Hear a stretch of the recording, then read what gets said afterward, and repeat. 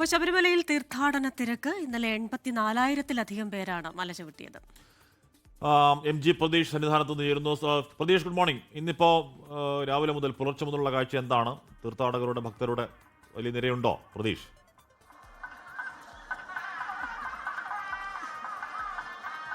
ഹാഷ്മി, തീർത്ഥാടകരുടെ തിരക്ക് മാറ്റമില്ലാതെ തന്നെ തുടരുകയാണ്. പുലർച്ചെ നട തുറന്നത് മുതൽ വലിയ തീർത്ഥാടന തിരക്ക് ശബരിമലയിൽ അനുഭവപ്പെടുന്നുണ്ട്.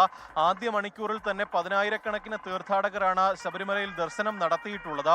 ഇന്നലെ 84,872 തീർത്ഥാടകർ ശബരിമലയിൽ ദർശനം നടത്തിയിട്ടുണ്ട്. കഴിഞ്ഞ ശനി ഞായർ ദിവസങ്ങളിൽ മാത്രമാണ് സീസൺ തുടങ്ങി കുറവ് തിരക്ക് ശബരിമലയിൽ അനുഭവപ്പെട്ടിരുന്നത്. അതിനുശേഷം തുടർച്ചയായി 80,000-ന് മുകളിൽ തീർത്ഥാടകരാണ് ശബരിമലയിൽ എത്തിയിട്ടുള്ളത്.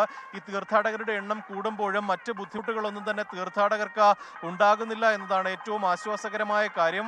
ഒരുപാട് നേരം കാത്തു നിൽക്കാതെ തന്നെ തീർത്ഥാടകർക്ക് ദർശനം നടത്താൻ കഴിയുന്നുണ്ട്. അങ്ങനെയുള്ള ക്രമീകരണമാണ് നിലവിൽ ശബരിമലയിൽ ഒരുക്കിയിരിക്കുന്നത്. ഇവിടുത്തെ തിരക്ക് കൂടി പരിഗണിച്ചാണ് പമ്പയിൽ നിന്ന് തീർത്ഥാടകരെ സന്നിധാനത്തേക്ക് കടത്തിവിടുന്നത്. അത്തരത്തിൽ കൂടുതൽ പേർക്ക് സ്പോട്ട് ബുക്കിംഗ് അനുവദിക്കുകയും ചെയ്യുന്നുണ്ട്. അങ്ങനെ പരാതികളൊന്നും തന്നെ ഇല്ലാതെയാണ് ഇപ്പോൾ മണ്ഡല മകരവിളക്ക് തീർത്ഥാടനം മുന്നോട്ട് പോകുന്നത്. ഒപ്പം ഇന്ന് തിരുവിതാംകൂർ ദേവസ്വം ബോർഡിന്റെ യോഗം തിരുവനന്തപുരത്ത് നടക്കുന്നുണ്ട്. അത് സന്നിധാനത്തെ കേരളീയ സദ്യ വിളമ്പുന്ന കാര്യത്തിൽ ഈ യോഗശേഷം തീരുമാനം ഉണ്ടാകും. ഈ ഡിസംബർ 2 മുതൽ കേരളീയ സദ്യ വിളമ്പുമെന്നതായിരുന്നു നേരത്തെ ദേവസ്വം ബോർഡ് അറിയിച്ചിരുന്നത്. പക്ഷേ ചില പ്രായോഗിക ബുദ്ധിമുട്ടുകൾ ചൂണ്ടിക്കാണിച്ചതുകൊണ്ടാണ് നടപടി തൽക്കാലത്തേക്ക് മരവിപ്പിച്ചിരിക്കുന്നത്. ഇന്ന് ചേരുന്ന ദേവസ്വം ബോർഡ് യോഗം അത്തരത്തിൽ തീരുമാനം എടുക്കും. ദേവസ്വം കമ്മീഷണറുടെ റിപ്പോർട്ട് കൂടി ദേവസ്വം ബോർഡ് യോഗത്തിലെത്തും. അതിന്റെ പ്രായോഗിക ബുദ്ധിമുട്ടുകൾ പഠിക്കാനാണ് ദേവസ്വം കമ്മീഷണറുടെ നേതൃത്വത്തിൽ ഒരു കമ്മിറ്റിയെ നിയോഗിച്ചത്. അക്കാര്യങ്ങൾ ഉൾപ്പെടെ ഇന്നൊരു തീരുമാനം ഉണ്ടാകുമെന്നതാണ് പ്രതീക്ഷിക്കുന്നത്. എന്തായാലും ശബരിമലയിൽ തിരക്ക് മാറ്റമില്ലാതെ തുടരുകയാണ്. വളരെ സംതൃപ്തിയോടുകൂടി തന്നെ തീർത്ഥാടകർ അയ്യപ്പ ദർശനം നടത്തി